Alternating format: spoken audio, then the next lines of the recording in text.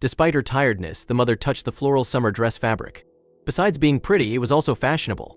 Seeing the $100 price tag, she took a closer look. For a dress, she thought. As she eyed more items, she hesitated. In the end, she discovered that everything was beyond her budget. She didn't really need a scarf during summer in Oklahoma, and the cheapest thing was a scarf. Upon entering Sunshine Boutique in Woodbury Lane Mall, Keisha Coleman wiped the sweat from her forehead, her eyes glistening at the colorful display of summer dresses. She appeared to be transported away from the monotony of her McDonald's waitressing job. In the midst of saving and scrimping, she was encouraged to treat herself to a nice treat by Duncan Reynolds, her partner and the father of her child. A young and daring fashion enthusiast named Keisha, 34, found herself caught up in mischievous antics at a crowded mall. She skillfully navigated through clothing racks, her eyes sparkling with excitement. Keisha discreetly hid trendy outfits in a stroller, her improvised tool for theft, feeling a rush of adrenaline. She hoped no one would notice her actions. Keisha browsed the racks when she heard a friendly voice say, "Hello, can I help you find something special?" A friendly girl named Lisa approached, her enthusiasm infectious.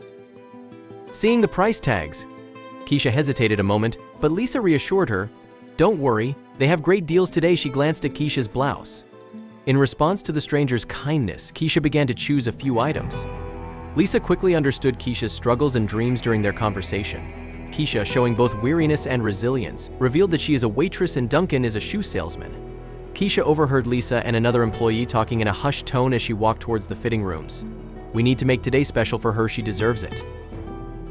It was hard not to smile when Keisha saw her reflection in the clothes that hugged her frame. She admired what she saw. After making her selections, Keisha approached the counter. The cashier handed her a small envelope, saying, "Consider this a little extra something for you and your family," and winked at Lisa. Keisha, grateful for the unexpected kindness, thanked her profusely.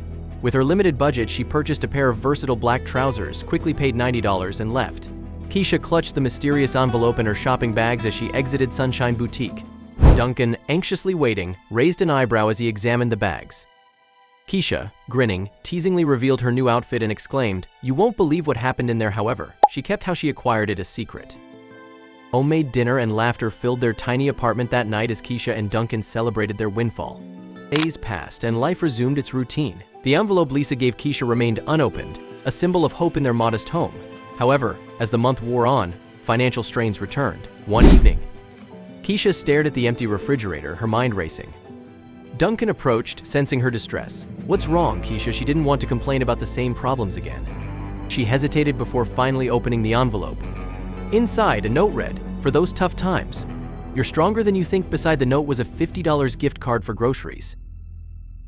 Keisha couldn't hold back her tears, feeling a mix of relief and gratitude. She felt bad that she stole from that boutique when they were so welcoming to her. Keisha tried to be grateful, but as she looked at Duncan, a new worry crept into her eyes. "How will we manage next month?" she wondered aloud, her voice carrying the weight of uncertainty. Duncan hugged her tightly, reassuring her, "We'll figure it out, Keisha." "We always do," and with that, they faced the future, uncertain yet steadfast in their resilience. The next day, Keisha wiped the sweat from her forehead as she stepped into the Sunshine Boutique, the tantalizing aroma of new clothes engulfing her. As a waitress at McDonald's, Keisha struggled to make ends meet. Her baby added another layer of financial strain to their lives. She loved Lark, their daughter, but it was tough raising her on their salary. The bills piled up and luxuries were scarce. But today, Keisha was determined to break free from the mundane routine. She had a plan. She glanced at her baby peacefully nestled in the stroller, cooing at the colorful surroundings. With a sly smile, Keisha began to fold clothes, pretending to admire the intricate designs. She carefully tucked each piece into the spacious stroller, her heart pounding with a mix of exhilaration and fear. As Keisha browsed through the racks, her fingers deftly worked, pilfering the latest styles.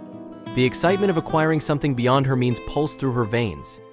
She planned on selling some items for extra cash, but she had no choice. The baby was covered in clothes. The soft swishing of fabric being folded masked her actions until she heard a stern voice behind her. Keisha froze in fear. Well, what do we have here?" The security lady emerged from behind a rack, her eyes narrowing as she surveyed Keisha and the stroller filled with stolen goods.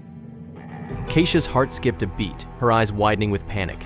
She stammered, I was just, checking these out for my sister. She's a fashion freak, and I wanted to surprise her." She uncovered the clothes from Lark's face. The security lady raised an eyebrow, unimpressed. "Nice try, but I've seen enough shoplifters to recognize one when I see one. You're coming with me." Keisha, quick on her feet, tried to come up with an excuse. "Oh, these? I was just trying them on, but I forgot my wallet in the store." The security guard remained unyielding, skepticism etched across her face. As Keisha made her way toward the exit, feeling the weight of her stolen treasures in the stroller, Officer Reynolds intercepted her with a stern gaze. She stopped the stroller. Keisha's heart raced, realizing she had been caught in the act. She started crying and making excuses about how difficult it was to buy clothes with a baby. But the officer wasn't buying her act. Fear clutched at Keisha's chest as the security lady led her towards the back of the store. Desperation crept into her voice as she pleaded, "Please, I have a baby. I can't go to jail. I just wanted something nice for once." The security lady's expression softened momentarily, but duty prevailed. "Stealing is not the answer, young lady. We all have struggles, but there are better ways to cope." Keisha refused to walk and turned towards the exit.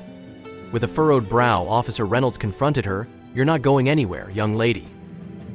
The officer was annoyed and stood in front of her. "What kind of example are you setting for your baby?" Keisha tried to calm her baby down, who was now in tears from all the commotion. As they reached the store's security office, Keisha's mind raced. Duncan would never forgive her if she got caught. She had to think fast. In a last-ditch effort, she blurted out, "I'll pay for everything. I promise. Just let me go, and I'll come back with the money."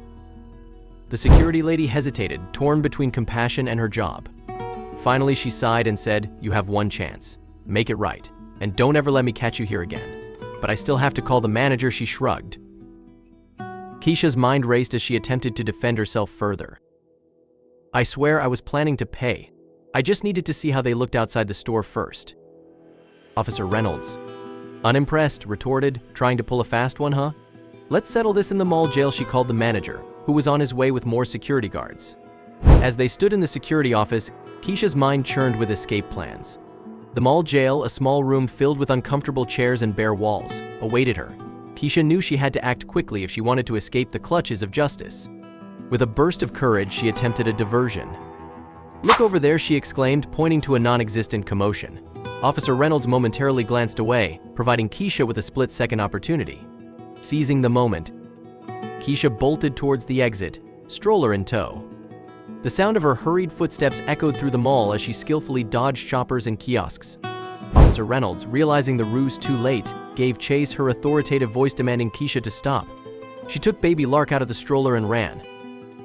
Her heart pounded in her chest as she raced against the ticking clock of capture. Just as she reached the mall's exit, Officer Reynolds closed in, her hand grabbing Keisha's shoulder. However, Keisha managed a quick twist, slipping out of her grasp like a slippery eel. With a burst of energy, Keisha sprinted through the sliding glass doors and into the open air. The stolen clothes jostled in the backpack behind her as she navigated the exterior of the mall. She managed to fit a few items in her backpack. The waitress mother felt bad about what she did, but she knew that she would pay them back somehow when she had the money. She knew that there was no way to convince the officer, even if she was a good person. Stealing was wrong, and they were going to put her face up on a poster or something. She couldn't have that. Finally, breathless but victorious, Keisha found herself in a quiet corner of the city. She stopped to catch her breath, the stolen clothes a testament to her daring escapade. Lark was laughing and thought it was a game. As she surveyed her ill-gotten gains, a mixture of guilt and exhilaration washed over her. The city lights twinkled in the distance, reflecting the dual nature of her thrilling adventure.